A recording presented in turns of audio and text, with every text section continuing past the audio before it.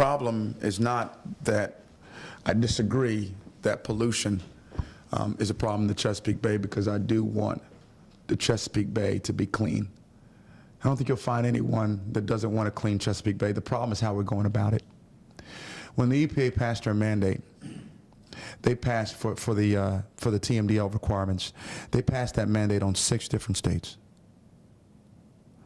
Only Maryland used the legislature to impose fees. And instead of doing them for every county in the state, they chose 10 jurisdictions that they felt impacted the Chesapeake Bay most. I disagree with that. The second thing they did is they said, okay, now I want you to impose these fees, but we're going to give you a list of 10 things you could do. I think there was 10 or 12 things you could do with the money you collect on its citizens. Some of them have nothing to do with Chesapeake Bay cleanup. One is simply an education opportunity where you and I, sir, quite honestly, could start our own education project to educate students and adults in our local area on the damaging things that can be done with excessive nitrogen and phosphorus levels, and get paid this money that they're collecting on citizens.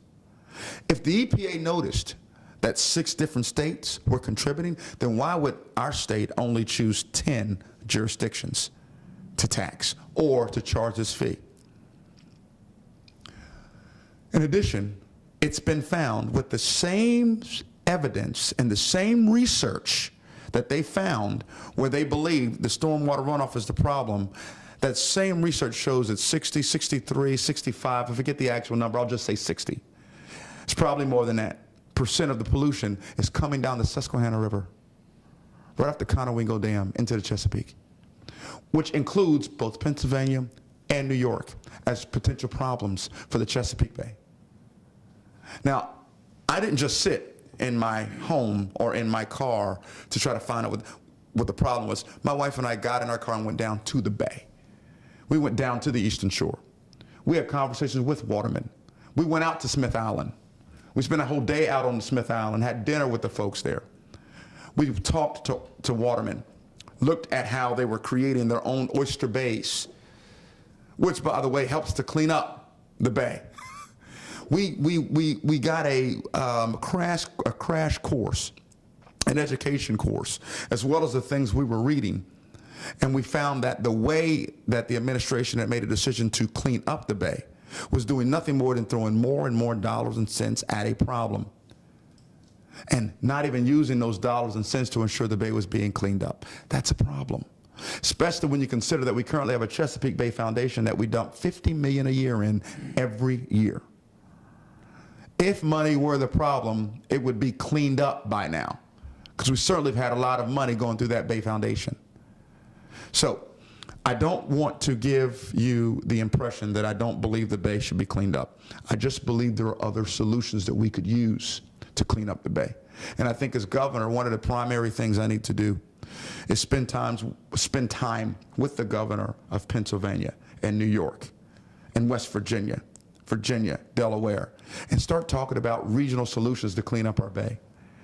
And let's make sure that these solutions are gathered out of an appropriate, nonpartisan view of the problem and the research that helps to define the problem. I think that's important. We want people that have a concern for all Marylanders to be part of this research and be part of this board, so we can truly find the best solutions for our state, so that we don't have to worry about the results of such research being contaminated. Because I'm tired of I hear the whisper campaigns on both sides. I hear the Democrat whisper campaigns, I hear the Republican whisper campaigns. I actually went to the Chesapeake Foundation when they had their, they interviewed for the various candidates for their endorsement. I was the only Republican to go. I went to the forums that the Chesapeake Bay has. I've sat across and talked to both those that support these laws and sat across from those that don't support these laws. I threw the partisan thing off and said, listen, I don't want to be the best Republican governor I can be. I don't want to be the best Democratic governor I can be. I want to be the best governor of Maryland I can be. So I'm concerned about that, because again, we constantly use one party over another to keep people segregated. That's a problem. If we do these things, sir, we can find what the true solution is. And I'm not saying that we're not there now. We may be there now. But at least if we take the time to do it with people that are involved from both sides of the aisle, that all share a piece of this issue, then we can come out with more of a solution that everyone can grab a hold to. And whenever you have 90% or 95% of people involved in the solution, we can find it. The same way we have, and I mentioned this in our interview, when you drive up 97 or 695 or 95, you'll find every 3 to 4 miles a sign that says, this company sponsors this form of the highway. I don't see why we couldn't have the same thing for the Chesapeake Bay, where companies, organizations, nonprofits and for-profits get involved completely in cleaning up our bay, right up and down our beautiful state of Maryland where the bay is. We can do more together than we can that segregates us.